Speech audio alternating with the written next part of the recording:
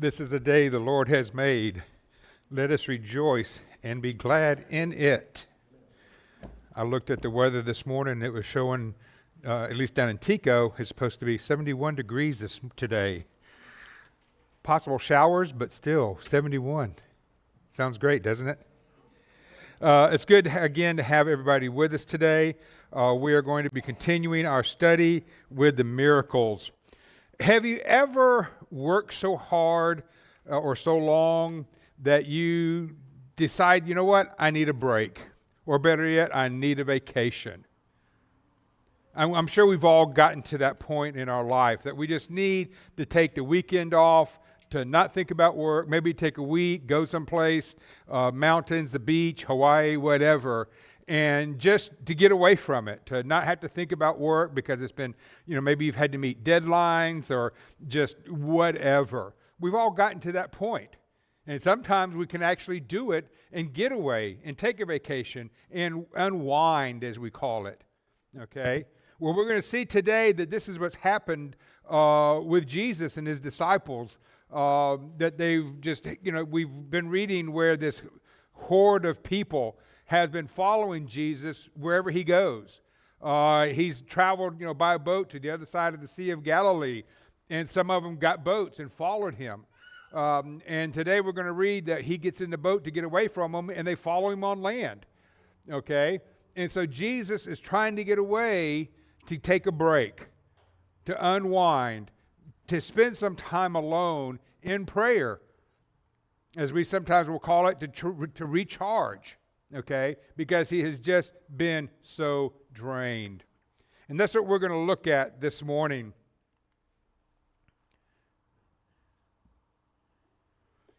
Another thing that I want us to remember today in our study is that the time and circumstances of the people following Jesus. One thing that Kathy and I have noticed when we have been able to travel to England, to Scotland, and the Netherlands is that it's a different mentality than us in the U.S. And every now and then I'll see things in what I look at Yahoo News, and they were talking about things that, Europeans can't believe that we do here in the U.S. One is that we eat peanut butter and jelly. They couldn't believe that we do that, or that we actually wear our shoes inside our homes, And so there was just a list of different things that they can't believe that we do here that we take as just standard everyday events because that's how we live our life. Well, one thing that we noticed going overseas was that a lot of people go grocery shopping every day.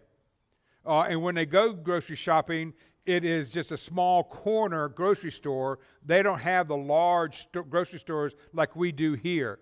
And we'll go in and buy, a week or 2 weeks of food. I know some people that are on a budget, they'll buy groceries once a month for the whole month.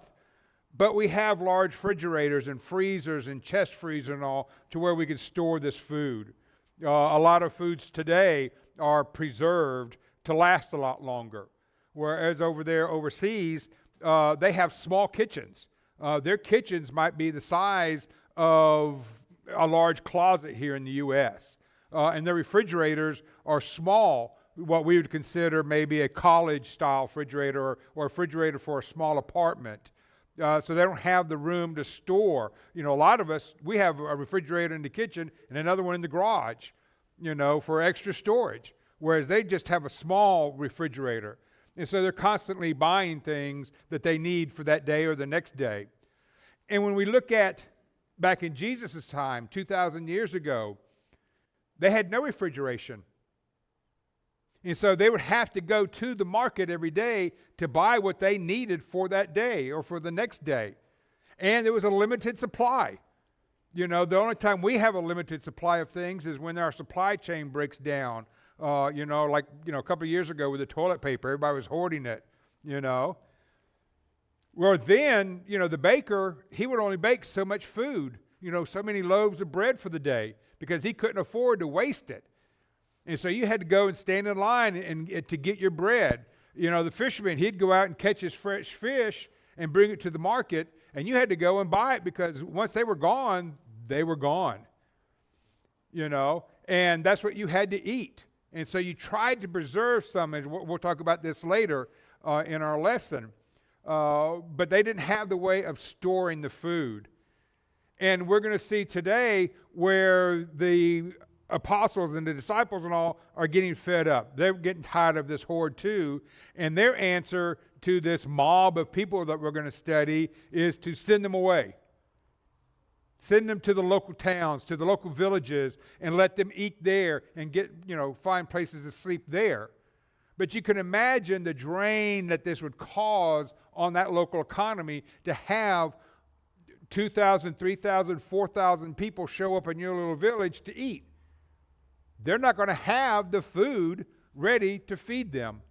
And so now Jesus would have caused a chaos in these towns because they've sent, 2, 3, 4, 5,000 people into their town to eat, but yet they're not going to have the food because they're going to only have the food to supply with their own village, But Jesus, of course, is not a God of chaos. He's a person of peace. And that's what we see throughout Christ's ministry is peace and understanding and love. So let's look at it this morning and go into it and see. We have been looking at the Sea of Galilee quite a bit in these studies here recently because Jesus has been going all around the area. Here's Capernaum, his own city has been called. Remember, he has gone down this direction to Nain. He came back up and took a boat over here to Gergesa. That's where he had the 2 men that were demon-possessed, and he cast out the legion of demons. And again, some of the people that followed him got in their own boats and followed him over to here. Then they wouldn't let him stay in that area because of him more or less killing the 2,000 pigs. And so he had to leave, and he came back up to Capernaum, where we have studied the last couple of weeks, where he did some more miracles. And today we're going to read where he's going to get back in the boats to get away from this horde of people. And Luke records that he comes up to the area of Bethsaida. And then at the end, we're going to read where Jesus goes by himself up into the mountains. And as you can see here, they kind of give you a lay of the land. And we see up in this area, it's kind of flat and green. So when we read that they go into the grassy area, it could be up in this area. This is more mountainous. This is kind of flat, so it could be up in this area that Jesus is going to go to. But again, he's still around the Sea of Galilee. We're going to be looking at miracle number 19 this morning. Jesus feeds 5,000 men plus women and children. If you have that list of the 37, it just says 5,000 women and children. But there was actually 5,000 men, so I've added that into the list. If you don't have that list and you're keeping up with where we're going to be at, you might want to write these down. Matthew 14, 13 to 21, Mark 6, 30 through 44, Luke 9, 10 through 17. We are going to refer back to those. I'm not going to read those in entirety this morning because if I had read all 4 of these, it would have been a lot of reading and a lot of slides and a lot of time. But we are going to look at John 6, 1 through 15. But again, we'll refer back to these other texts as needed. Now notice this is the only miracle that is listed in all 4 Gospels. That shows the importance of this miracle.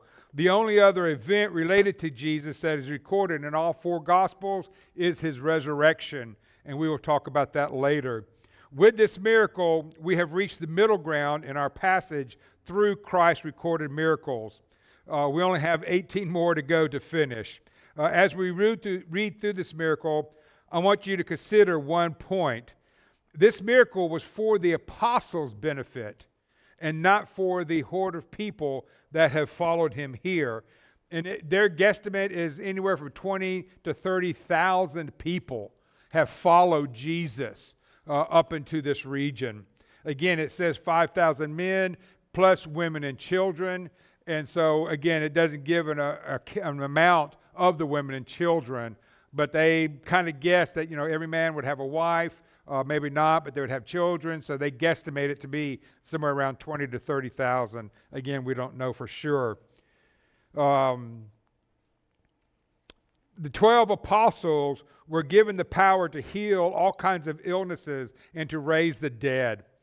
They just returned from their first missionary journey. We looked at that last week, of preaching and healing, because Jesus had given them the power to do so. Jesus is going to test them on their knowledge.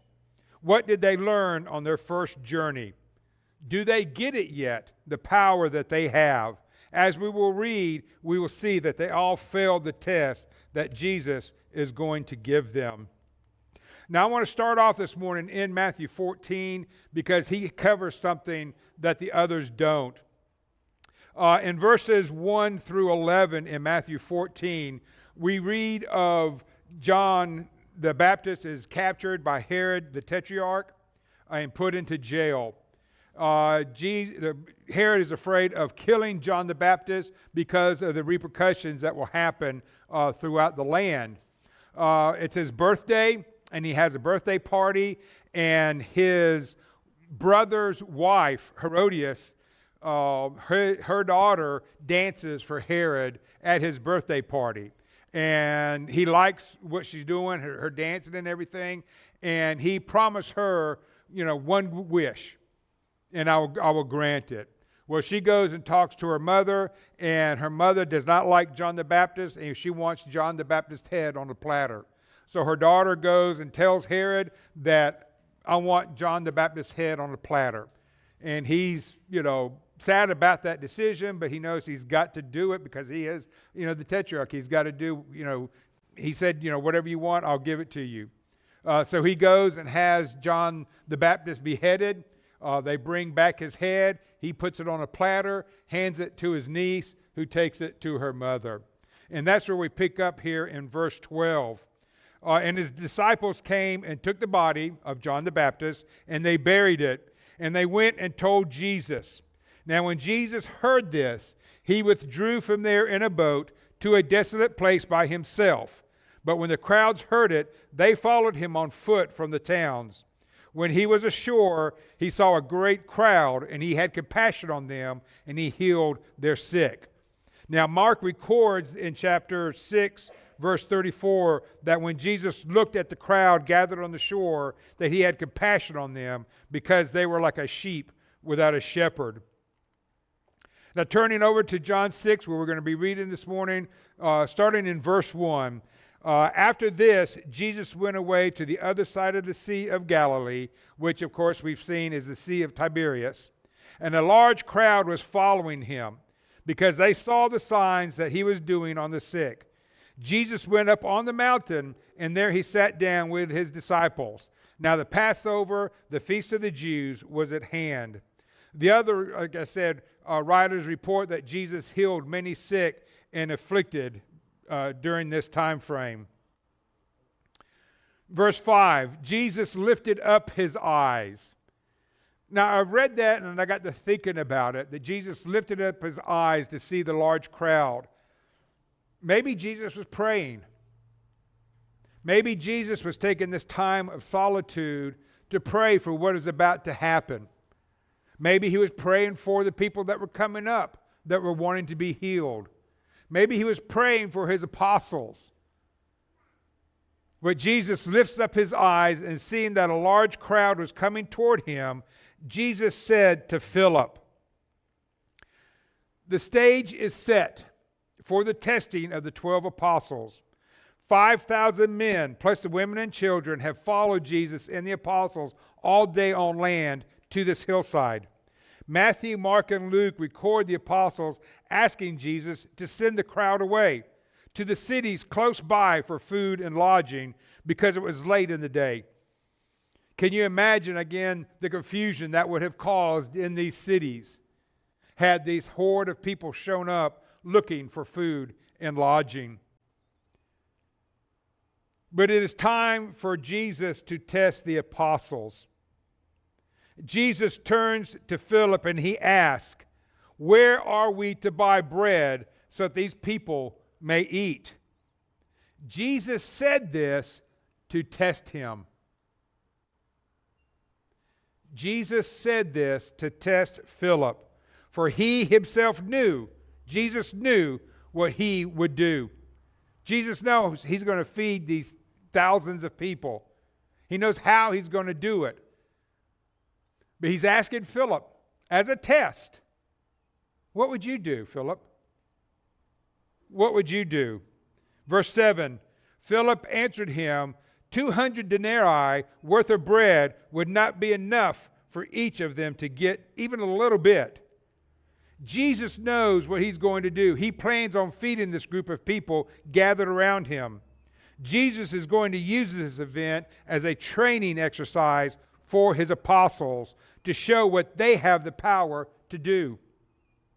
Philip tells Jesus that 200 denarii of bread would not feed this many people.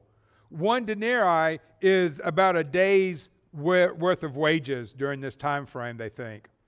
And so when you're saying 200 denarii, that'd be 200 days worth. And Philip is saying, even 200, if we had 200 denarii, 200 days worth of wages, that wouldn't buy enough bread to feed these, and we're just going to say 20 to 30,000 of people. What are we going to do, Lord? What are we going to do? And his answer was, send them away. Send them away to the town. Verse 8, one of his disciples, Andrew, Simon Peter's brother, said to Jesus, there is a boy here who has 5 barley loaves and 2 fish, but what are they for so many? Imagine the boy's reaction. He's got 5 loaves and 2 fish, and these strange men have come up and take his lunch. Now, we don't know if it was his lunch for the day, or maybe his mother had made that lunch and he's taken it to his father, okay? But these men just take his lunch and say, Lord, we have 5 loaves and 2 fish. How's that going to feed so many? Jesus said, have the people sit down. Now, Mark states that Jesus tells them to sit the people into groups of 50 and a group of 100. Mark just says 50.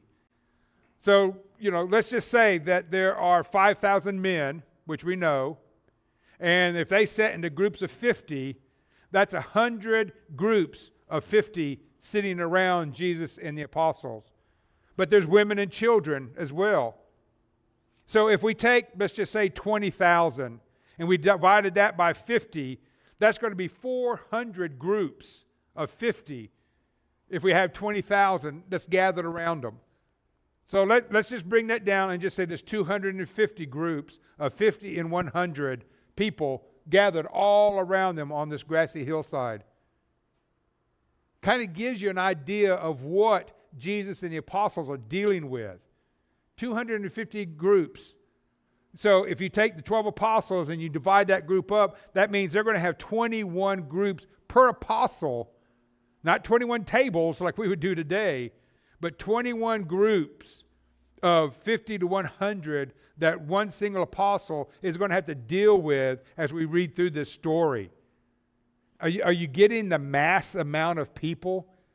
When we read through it, we kind of read through it, 5,000, whatever. But no, we're talking maybe 20,000 that Jesus is dealing with.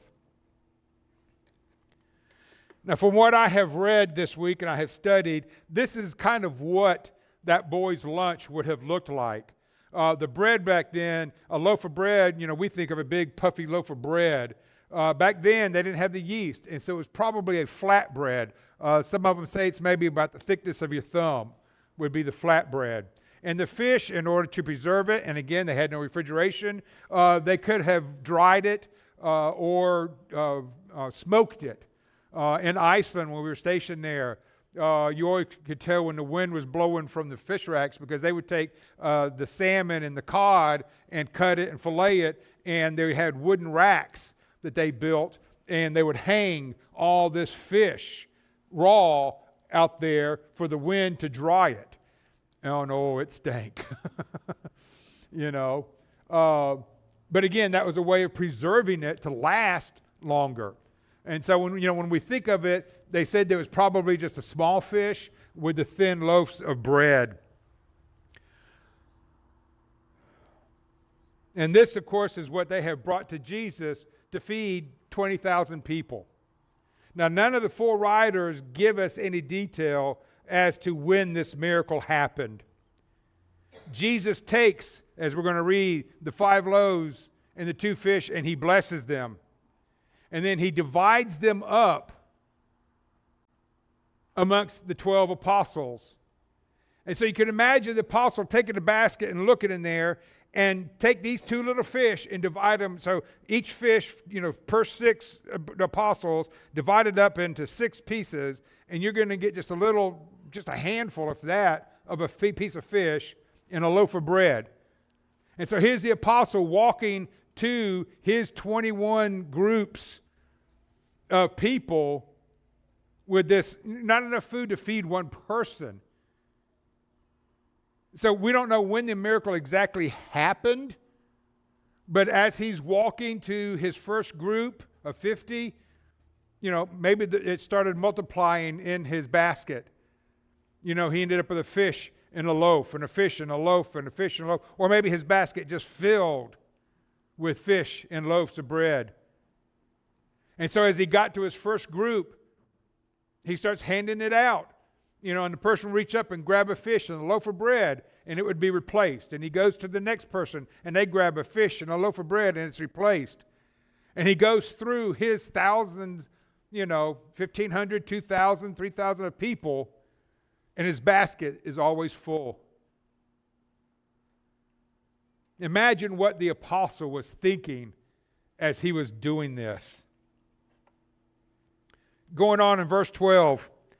And when they had eaten their fill, he told his disciples, "Gather up the leftover fragments, that nothing may be lost." So they gathered them up and filled 12 baskets with fragments from the 5 barley loaves left by those who had eaten. You raised your hand, you're sitting in the group, that wasn't enough, I want more. You raised your hand, and your apostle waiter would come over with that basket, and you could grab another fish and another loaf. And he kept doing that, going to other people who wanted more food. And he fed every single person until they were full. And did not waste anything. They take their baskets back around through their 21 groups to all their groups of people, and they each collect a basket full of leftovers. What a lesson Jesus has just taught his apostles about the power that they had that they did not tap into to feed this multitude. They were trying to use human physical actions to take care of the problem instead of using their spiritual powers to feed them. Their idea was to send them away. Let us take the break that we wanted to. But Jesus is like, no, you need to understand your powers. You need to understand what you can do. God knows how to teach us a lesson in a very fashionable way. Do you think the disciples got the point of their lesson straight after taking the 5 loaves and 2 fishes, that it would be enough to feed these thousands of people? No, they didn't. But they do now. Verse 14. When the people saw the sign that he had done, they said, "This is indeed the prophet who is to come into the world." Perceiving then that they were about to come and take Jesus by force to make him king, Jesus withdrew again into the mountain by himself. The apostles knew without a doubt the power of Jesus, as did the crowd gathered who were just fed. They are convinced that this is the Messiah. This is the prophet that they have read about their whole life, that they have been told about as a child, that was going to come. This is him. Let's take him back and put him in his earthly throne and make him king. But we all know that that was not Jesus' plan. He was not to take an earthly king, an earthly throne, and make an earthly kingdom. His throne is in heaven. We will pick up next week on the boat ride that the apostles take back on the way to Capernaum. I want to encourage you to read the rest of John 6. Because in here, when Jesus does make it back to Capernaum, the disciples come to him, and he talks about how he is the bread of life. Again, I think bringing off of this lesson that we're reading today. But they get mad at him and disagree about how he could be the bread of life. And a lot of the disciples that had followed him, the disciples who just realized that he was a prophet, that he was the Messiah, they are so upset with Jesus that they stop following him. They walk away because he said that he was the bread of life. And again, I'm not going to get into that, so I encourage you to go and read the rest of John 6 and get that full story. There are people today who do the same thing. They put Jesus into this form, this shape, this idea, and because Jesus does not fit what they want, they turn their backs on Jesus and walk away. We need to open our minds up and understand what it is that Jesus is doing, what his purpose is, and what our purpose is as Christians. And make sure that we fit Jesus' box and not that Jesus doesn't fit ours.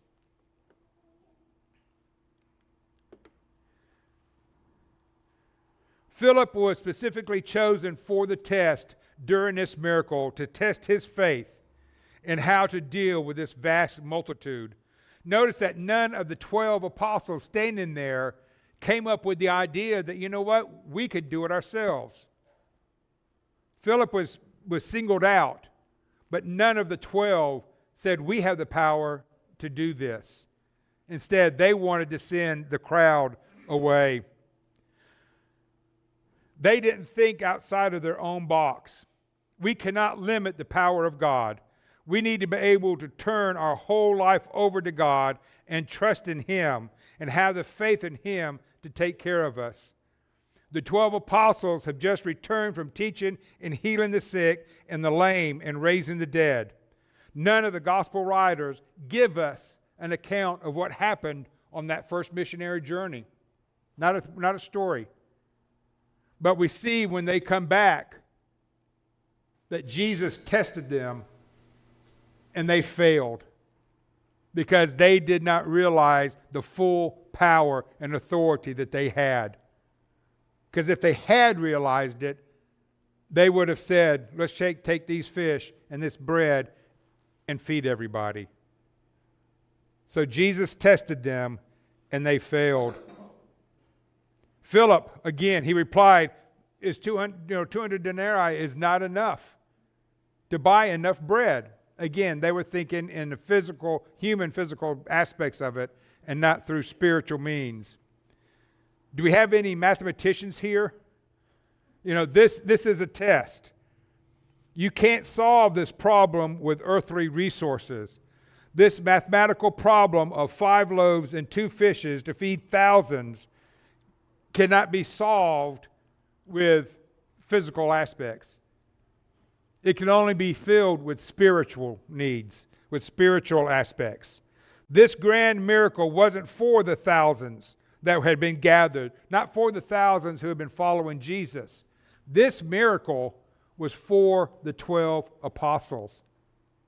Most of the people gathered there that were eating probably were not aware of where their meal came from, that it had started out as 5 loaves and 2 fish.